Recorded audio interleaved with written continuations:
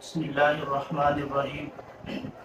جیسا کہ آپ آگانا کی بنیاد پر ایک ہمارے علاقہ کی ایک نئی شخصیت کے ساتھ ہم آپ کو تعارف اور ان سے ملواتے ہیں۔ مہاجن کی ایک عظیم شخصیت، بڑا نام، مذہبی حلقے میں جانی پہچانی شخصیت، حتیٰ کہ یوں بھی کہہ دوں تو بیجا نہ ہوگا کہ مامو کانجن اور تحصیل تانگلے والا کی ایک جانی پہچانی شخصیت میرے استاد محترم بھی ہیں، حضرت اقدس حضرت مولانا عطا اللہ نقشبندی صاحب سے آج آپ کو ملاقات کرواتے ہیں، کچھ چند گزارشات، چند باتیں آتے ہیں۔ السلام علیکم ورحمۃ اللہ وبرکاتہ۔ وعلیکم السلام ورحمۃ اللہ وبرکاتہ۔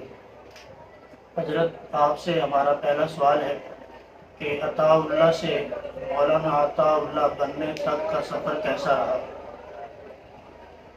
نحمد ونصلی ونسلم علی رسول الکریم، اما بعد۔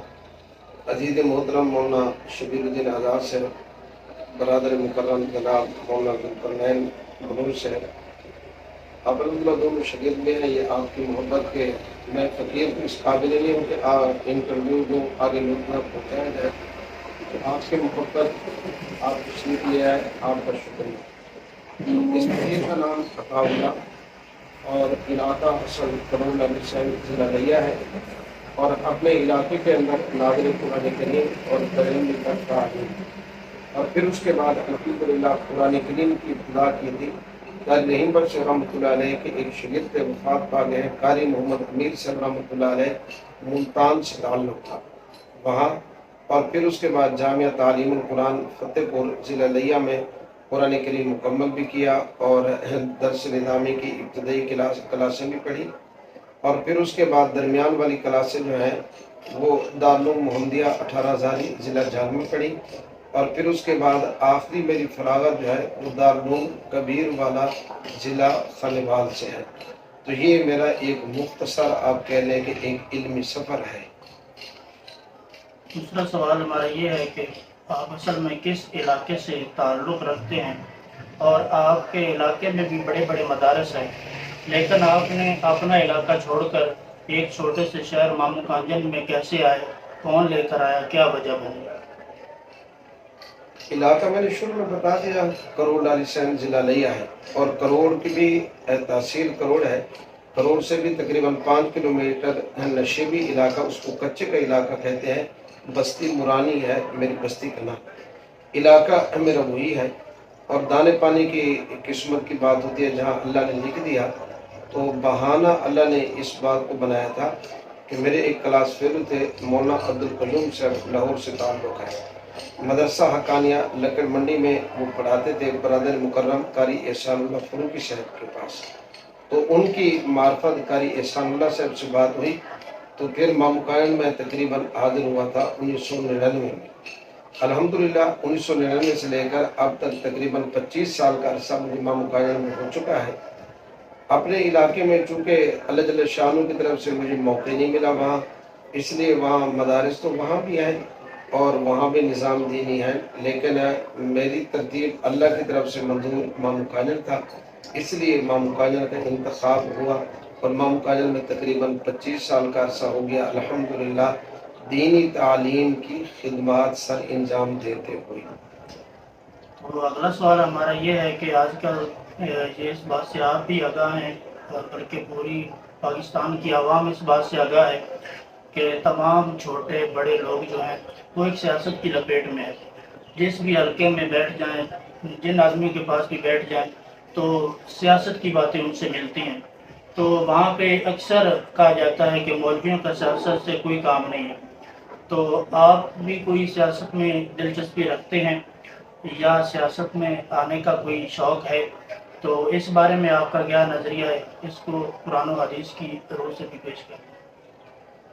گزارش اور عرض یہ ہے کہ اسلام کا اصل نظام جو ہے وہ جمہوریت نہیں ہے، بلکہ وہ خلافت ہے اور شورا ہے، اور اس کی پوری تفصیلات ہیں کتابوں کے اندر الحمدللہ موجود ہیں۔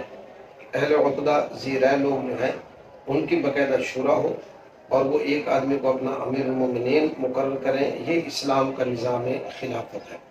جمہوریت چونکہ مغرب کی پیداوار ہے اور ہمارے ملک میں چل رہی ہے، تو پھر جمہوریت کی ترتیب پر ہمارے علماء کرام بھی سیاست کے اندر حصہ لے رہے ہیں، تو سیاست کے اندر علماء کرام کا حصہ لینا میرے ناقص خیال کے مطابق صرف یہ نہیں کہ یہ درست ہے بلکہ بہت ضروری ہے کہ اگر علماء کرام نہیں ہوں گے تو پھر دوسرے لوگوں کے لیے راستہ بالکل خالی ہوگا، وہ من مرضی کے قوانین بنائیں، شریعت و سنت کے خلاف جو اس طرح کی جو ہے وہ باتیں وغیرہ اصول وغیرہ بنائیں۔ الحمدللہ تقریباً جب سے یہ پاکستان بنا ہے اس وقت سے لے کر آج تک گنے چنے علماء کرام الحمدللہ ہوتے ہیں، لیکن شریعت کے خلاف کوئی قانون منظور نہیں ہونے دیتے۔ اس لیے علماء کرام کا بھی سیاست میں ہونا بالکل ضروری ہے، لیکن سیاست اس وقت جو ہے وہ ایک گالی بن چکا ہے اور ایک دوسرے پر کیچڑ اچھالتے ہیں۔ پہلے علماء کے اوپر لوگ اعتراض کرتے تھے کہ جناب یہ کفر اور اسلام کا فروعی مسائل کو اختلاف میں کفر اور اسلام تک لے جاتے ہیں۔ اب یہی بات جو ہے وہ سیاست نظر آ رہی ہے کہ سیاست میں نظریات کا اختلاف ہوتا ہے، یہ کفر اور اسلام کا اختلاف نہیں ہے، لیکن اب ایک نئی رخ لوگ اختیار کر چکے ہیں کہ یہ کفر اور اسلام کی طرح ایک دوسرے کو فتوے وغیرہ، یہ بات قابل تشویش ہے اور یہ بات ٹھیک نہیں ہے۔ آخری بات یہ کہ سیاست میں میرا آنے کا کوئی ارادہ نہیں ہے اور میں نے آج تک کسی کو 50 سال عمر ہو گیا کسی کو میں نے آج تک ووٹ نہیں دیا۔ اس کا یہ مطلب نہیں ہے کہ میں سیاست کا مخالف ہوں۔ میرے شیخ سے پہلے میں جن سے بیعت تھا حضرت حکیم عبداللطیف صاحب نور اللہ مرکزہ، ان کا ایک نظریہ تھا جس کو میں نے اپنایا ہوا ہے، کیونکہ آپ دینی فائدے لوگوں کو پہنچائیں گے، آپ سے فائدہ حاصل کرنے والے ہر سیاسی جماعت کے ہوں گے، مسلم لیگ کے ہوں گے، پیپلز پارٹی ہوں گے، تحریک انصاف کے ہوں گے، وغیرہ وغیرہ۔ تو اس لیے اگر ہم پارٹیوں میں بڑھ جائیں نا تو پھر گنے چنے لوگ ہم سے دینی فائدہ حاصل کریں گے اور باقی لوگ محروم ہو جائیں گے۔ اسی نقطۂ نظر کی وجہ سے میں سیاست سے کنارہ کشی اختیار کر کے رہتا ہوں۔ ہمارا آخری سوال ہے، آپ ایک صاحب نسبت شخصیت ہیں اور آپ کا ایک نام بھی ہے، تو ہمارا آخری سوال یہ ہے کہ جس طرح آپ کے پیر و مرشد حضرت اقدس پیر ذوالفقار احمد نقشبندی صاحب ہیں تو ان کی آپ بیعت ہیں، تو کیا بیعت ہر آدمی کے لیے ضروری ہے، مرشد ہونا ہر ایک کے لیے ضروری ہے؟ اگر ضروری ہے تو اس کے کچھ فوائد بھی بیان شاید۔ یہ بڑا قیمتی سوال ہے تو میں انشاءاللہ اختصار کے ساتھ سمجھانے کی کوشش کروں گا کہ بیعت ایک سنت عمل ہے۔ میری بیعت الحمدللہ عالم اسلام کی عظیم روحانی شخصیت پیر طریقہ درابر شریعت حضرت مولانا حافظ پیر ذوالفقار احمد صاحب نقشبندی مجدی دامت برکاتہم العالیہ سے ہے، اور یہ بیعت کا ثبوت قرآن کریم سے بھی ہے کہ ایمان والوں کو بیعت کی ضرورت ہے، یا ایھا النبی اذا جاءک المؤمنات یبایعنک۔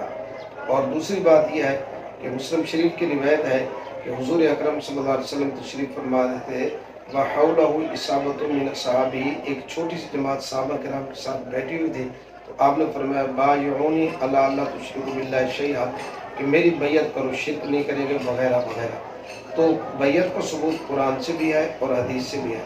بنیادی طور پر یاد رکھیں کہ آدمی کے اندر ایک ہوتے ہیں جسمانی بیماریاں جس کے لیے ڈاکٹر اور اسپتال کی ضرورت ہوتی ہے، دوسری ہوتے ہیں روحانی بیماریاں جس کا تعلق دل اور روح کے ساتھ ہے، مثال کے طور پر حسد ہے، بغض ہے، کینہ ہے، شہوت پرستی ہے، بدنظری وغیرہ ہے، ان کا تعلق آدمی کے من کے ساتھ ہے۔ اس لیے جب آدمی بیعت ہوگا تو روحانی بیماریوں کی اصلاح ہوگی۔ روحانی بیماریوں کی اصلاح بیعت کے بغیر ناممکن ہے، بلکہ تجربہ یہ ہے کہ جو بندہ بیعت نہیں ہوتا، عالم بھی ہو بے شک، اس سے اتنا آگے فائدہ حاصل نہیں ہوتا، لیکن جتنا بیعت والا عالم اگر لوگوں کو دینی فائدہ پہنچاتا ہے۔ اور الحمدللہ اس کے اوپر ایک واقعہ نقل کرتا ہوں، حضرت مولانا عبداللہ بیلوی رحمۃ اللہ علیہ، ان کی ایک عالم تھے، بیعت ہوئے، اور حضرت نے وہ اپنے علاقے میں وہ عالم صاحب بہت بڑے مقرر تھے، خطیب تھے، بڑا اچھا درس قرآن دیتے تھے، تو حضرت نے ان کو فرمایا کہ آپ نے 1 سال تک درس قرآن نہیں دینا۔ تو لوگوں نے بڑے عجیب محسوس کیا کہ جی اتنے بڑے شیخ، اتنے بڑے خطیب کو، اتنے بڑے مدرس کو درس قرآن سے روک دیا، یہ بات تو ٹھیک نہیں ہے۔ لیکن 1 سال تک وہ بھی اللہ کا بندہ رکا رہا، حضرت اس کو روحانی اسباق جو ہے وہ طے کرواتے رہے۔ بالآخر سال کے بعد حضرت نے اجازت دی، پھر آیا اور حضرت نے پوچھا کہ پہلے اور آپ کے درس قرآن میں کوئی فرق، بیانوں میں کوئی فرق؟ کہنے لگا پہلے اس لیے بیان اور درس قرآن لوگ مجھے کہیں کہ جی واہ واہ یہ بڑا عالم ہے، بڑے نکات بیان کرتا ہے، اب میں اس لیے درس قرآن اور دیتا ہوں اور لوگوں کو بیان کرتا ہوں تاکہ ان کو دین کی بات سمجھ آئے اور یہ دین پر عمل کرنے والے بنے اللہ کی رضا کے لیے۔ اب یہ دیکھیں کہ بیعت میں اور بیعت ہونے اور نہ ہونے میں کتنا فرق ہے.